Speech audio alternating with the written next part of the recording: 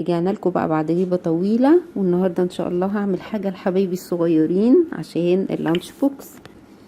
بحتاج 300 جرام من الدقيق، 150 جرام زبدة، بيضة، فانيليا، ملح، و100 جرام سكر بودرة. الفكرة بسيطة جدا زيها زي اي بسكويت بنعمله بالزبدة، بس هنا الفكرة كلها في التشكيل والشكل هنعمله ازاي وهنظبطه ازاي بحيث ان احنا نغري اطفالنا ان هم ياكلوا الحاجة ويتقبلوها وتعجبهم ان شاء الله. اول حاجة بنزل بالسكر البودرة. انا بصراحة ما كانش عندي سكر بودرة واستخدمت السكر العادي، بس ضربته كويس قوي مع الزبدة لحد ما حسيت ان هو داب جدا وناعم مع الزبدة كويس. انا هنا زي ما انتم شايفين انا بساعد شويه عشان الكميه قليله، فبرفع البوله بتاعه العجان علشان اتاكد ان السكر كله بيدوب كويس جدا مع الزبده. شايفين القوام بقى عامل ازاي؟ السكر داب خالص واللون بقى فاتح جدا والقوام بقى كريمي. ما تحاولوش ان انتوا تضيفوا الدقيق الا لما نوصل للقوام الكريمي ده، حتى لو بنستخدم السكر البودرة. طبعا ممكن تضاعفوا المقادير وممكن تاخدوا نصها. بحط فانيليا سايلة او فانيليا باودر، وبعد كده هبتدي اضيف الدقيق بالراحة، لان ممكن اخد 300 جرام وممكن لا، على حسب نوعية الدقيق اللي انا بستخدمه. بضيف شوية بشوية، وزي ما احنا متعودين مع بعض البسكوتات ما بتتعجنش يا جماعة علشان ما تتحولش العيش. الدقيق لو عمل عرق البسكوتة في ايدي هتبقى عيش وهتبقى معضمة واحنا بناكلها، مش تبقى بسكوتة ناعمة. دلوقتي هنبدأ بقى وندخل على مرحلة التشكيل.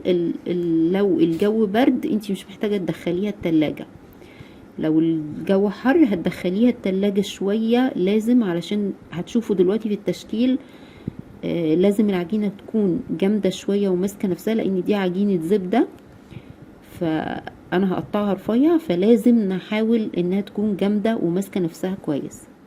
هتفهموا اللي انا اقصده دلوقتي لما هتشوفوني وانا بشكل.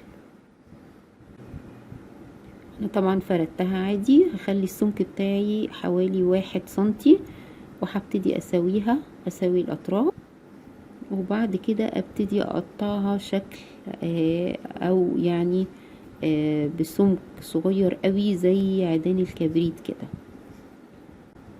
ممكن اقطعها بالطول كلها مرة واحدة، وبعد كده اقسمهم على 2 عشان الطول بتاع العيدان نفسه ما يكونش طويل قوي. طبعا الطول والعرض انتوا بتتحكموا فيه زي ما انتوا عايزين.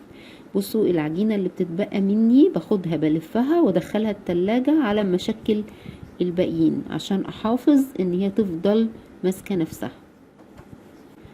اهو شايفين رصيته كده، وانا في الاخر بقى هسوي كله يبقى طول واحد. خلصت انا كده الصينية كلها. بعد كده هعمل الراس بتاعت عود الكبريت. باخد حتت صغيرة قوي من العجينة وابدأ الزقها فوق في العود من فوق، واكمل بقى باقي الصينية بنفس الطريقة. بياخد وقت شوية في الشغل، بس بجد بجد بيدي نتيجة حلوة قوي والولاد بتحبه جدا.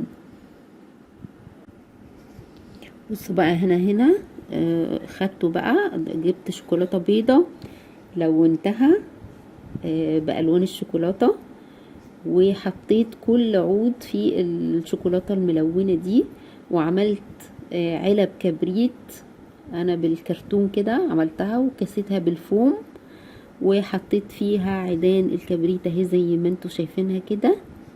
بصوا فكرة جديدة وجميلة وتعجب الاطفال.